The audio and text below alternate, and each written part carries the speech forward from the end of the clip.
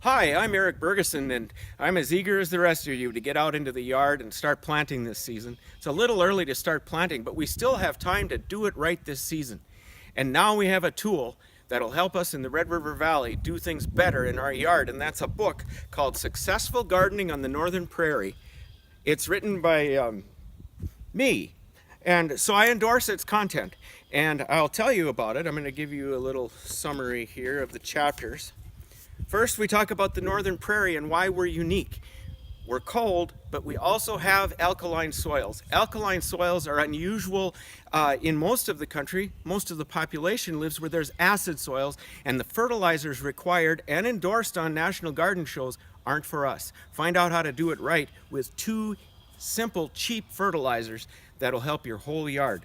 Getting through winter is the next one. Yes, cold is bad in our area, but there are ways to protect your plants from the cold and the effects of winter. Basic yard design, not so hard as we think. With a few principles, you can do it yourself. Soils and fertilizer, you need to add peat to prairie soils, but it has to be the right peat.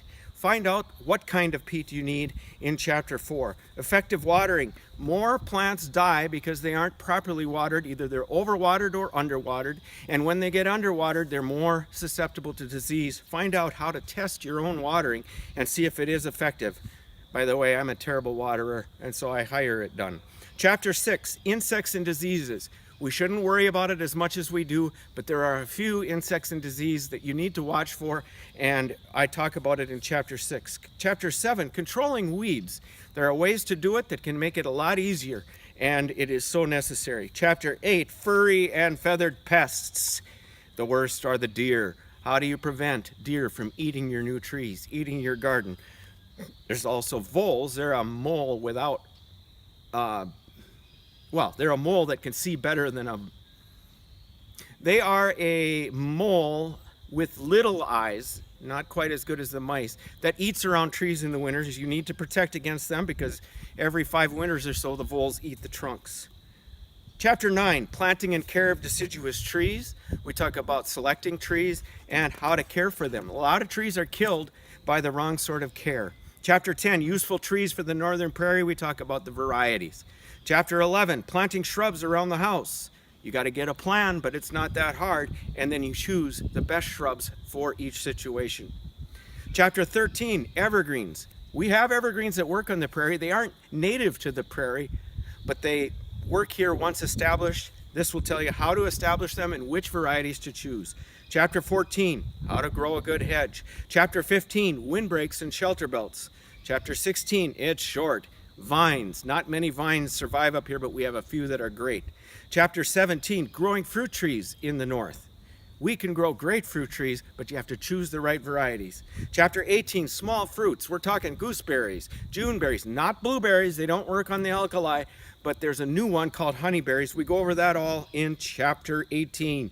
Chapter 19, Roses. This is a fast expanding area for the Northern Prairie, but you have to plant them differently than the instructions on the tags. That's why you need to know what's in Chapter 19. Chapter 20, we grow the best annuals in the country, in the Northland. That's because we have long days and cool nights. How you get your beds prepared for the annuals, however, is what makes the difference between a good annual bed and one that peters out in August. Chapter 21, Perennials. There are hundreds of perennials for our area, but again, preparing the soil before you put in a planting of perennials is very important, and choosing the right perennials for the right situation helps as well. So that's Chapter 21. Chapter 22, Vegetables on the Prairie. It ain't hard.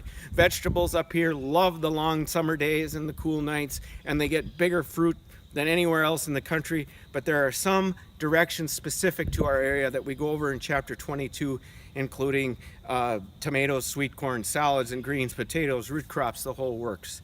And finally, Chapter 23 is the prairie lawn. How do you get a good lawn in the prairie? It's surprisingly easy. It's different than how they do it at the golf courses and the ball fields. And if you do it right, you don't have to use chemical. So that's the basics of this book, Successful Gardening on the North. You can order it at ericbergeson.com, www.ericbergeson.com. And if you want to get complicated, it's http://